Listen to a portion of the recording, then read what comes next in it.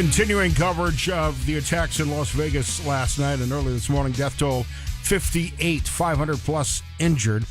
Quick reaction by the Las Vegas SWAT team who gained entry into that 32nd floor room at the Mandalay Bay earlier this morning. Control 020. 020, go ahead. Sit on the suspect's door. I need everybody in that hallway to be aware of it and get back. We need to pop this and see if we get any type of response from this guy to see if he's in here or if he's actually moved out somewhere else. Copy. All units on the 32nd floor. SWAT has explosive breach. Everyone in the hallway needs to move back. All units move back. Breach.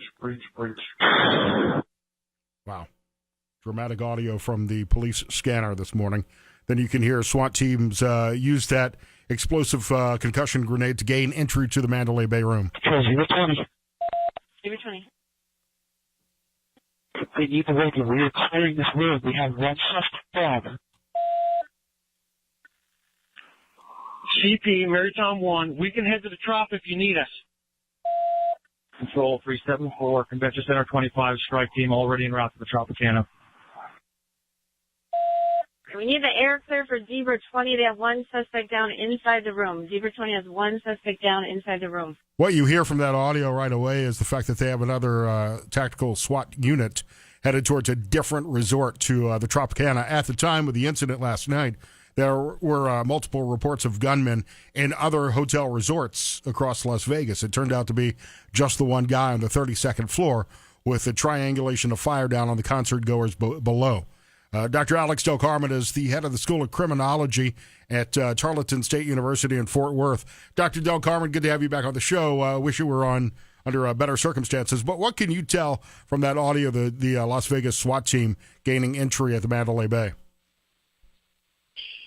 First of all, thank you for having me, and our thoughts and prayers go to the victims and those relatives of those that died innocently last night at the hands of this shooter. Well, first of all, when you hear the radio, hear the coordination, it really does impress upon anyone, in addition to those that have law enforcement experience like myself, but others around the country that may listen to it. There's no question that the folks from Las Vegas Police Department did an exceptional job in responding quickly and swiftly to the threat that was in place. I mean, you have to understand that there's a lot of information coming in all at the same time within a matter of a few minutes, and somebody has to put all that together and figure out a response. They did a great job. How was it possible for this one man to get so many weapons and so much ammunition into a hotel suite? For the automatic weapon that it sounds like he was using, those guns can fire 500-600 rounds per minute. So it seems like he had thousands of rounds of ammunition available. Yeah, so, I mean, my guess is we're going to have answers to those questions, I'm sure, in the coming weeks and months. But, if I had to speculate, I would say that it's probably not difficult for anyone to bring a weapon in spite of how many weapons they bring into a hotel room. I was thinking this morning that, many of the containers where you would put a map or you would put a poster or you would put a golf club could also hold a weapon. And so in many ways, individuals could easily bring all those things into a hotel room while the person that watches and sees all of this happening wouldn't think of it twice, especially in a place like Vegas where there's a lot going on in lobbies in most of these hotels. Yeah, and if this guy was local to Las Vegas, he wouldn't have had to fly or travel a long distance with these weapons. He could bring them in on his own.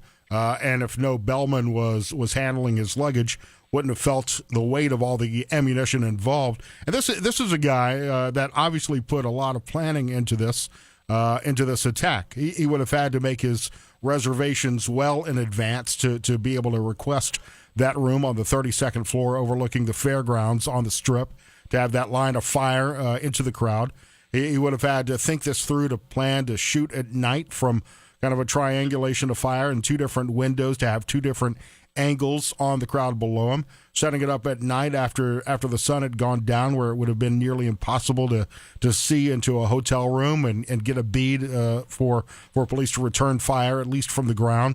And then the most alarming of all the information that we've learned so far is he had surveillance video cameras set up outside of his hotel room so he could see when first responders were reacting to the 32nd floor of the Mandalay Bay.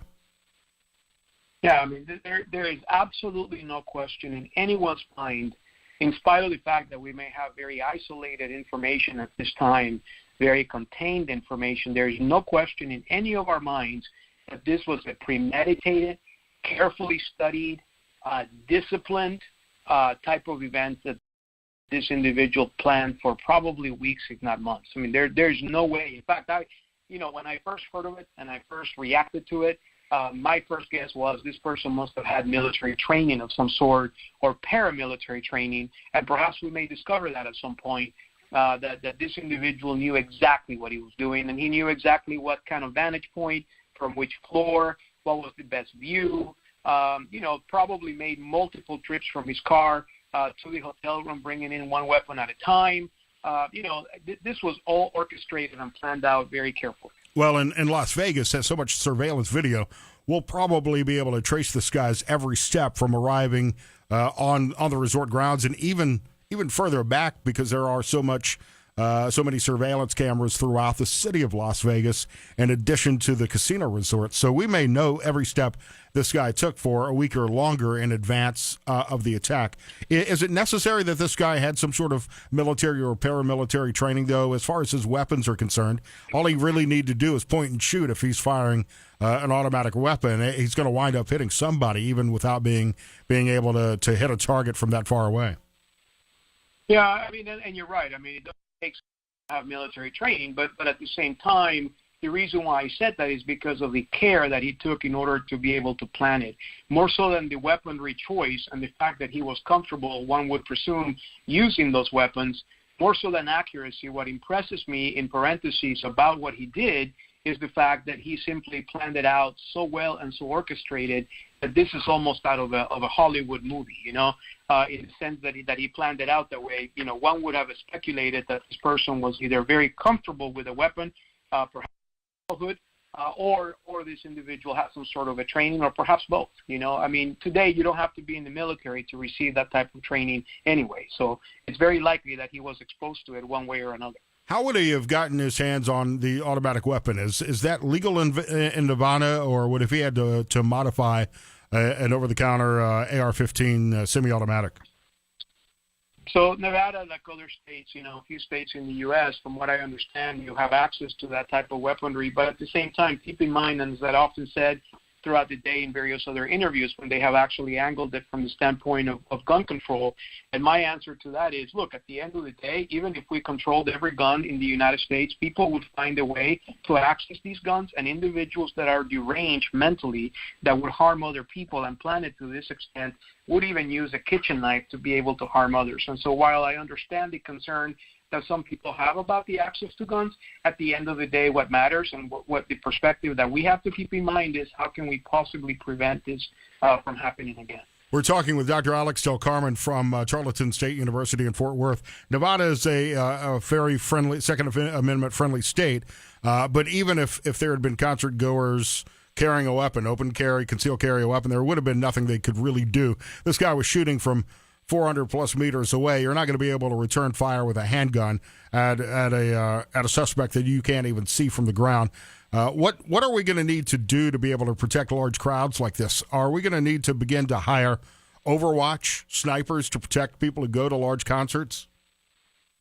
It really does depend on who you ask. At the end of the day, when all the media attention goes from this story to something else, we're going to forget about it, unfortunately, and we're going to forget about the tragic incident that took place in Vegas last night.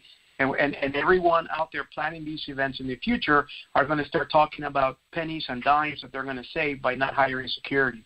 At the end of the day, everybody, including the United States, we have to ask ourselves, are we in a position to economically support a major overhaul in terms of our security capacity, and are Americans willing and capable and really able emotionally to put up with long lines, security pat-downs and whatnot in order to be able to be part of an event like the one that took place last night?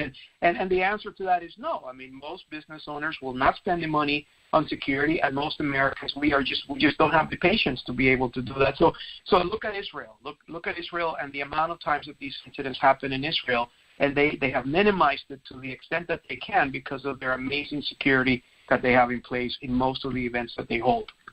Dr. Alex Del Carmen, as always, we appreciate your time. Let's chat again soon under better circumstances, but I appreciate your input. Thank you. The deadliest shooting in United States history, 50 dead, 406 still hospitalized at this point. And joining us, Dr. Alex Del Carmen he's the executive director of the School of Criminology at Tarleton State University. We appreciate you taking the time with us, Dr. Carmen. I can't even begin to imagine the motivation of someone like this. Of course, one of the most important details is still missing: motive at this point. I know that you have a lot of experience in, studying like situations. What are your thoughts at this point?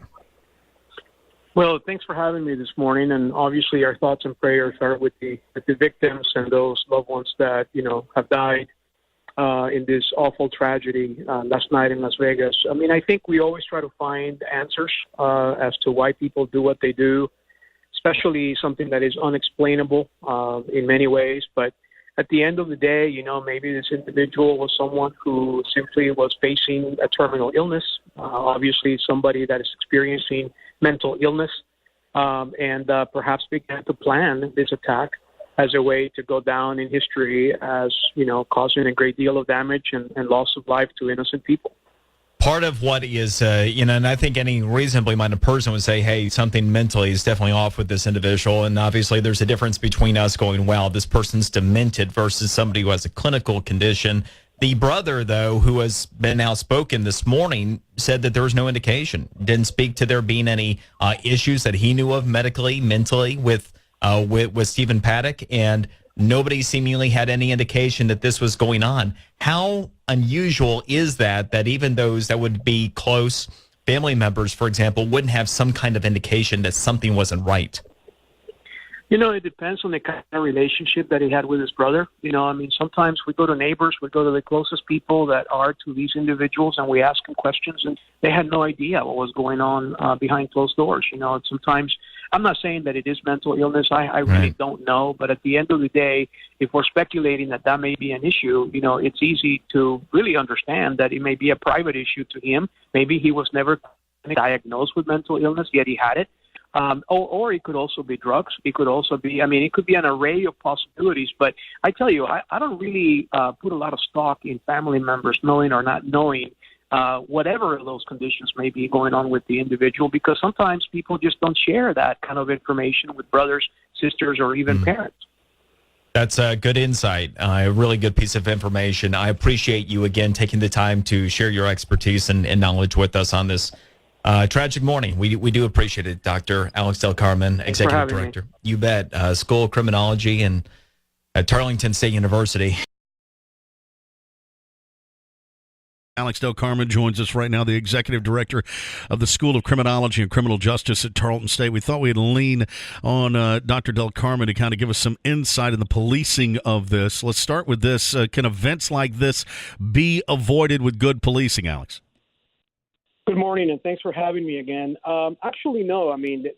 Police officers and police departments only have a limited ability to be able to control someone from doing this kind of action against innocent people. Unfortunately, law enforcement will be the first one to tell you they can't be there all the time in every single instance to prevent these situations from taking place.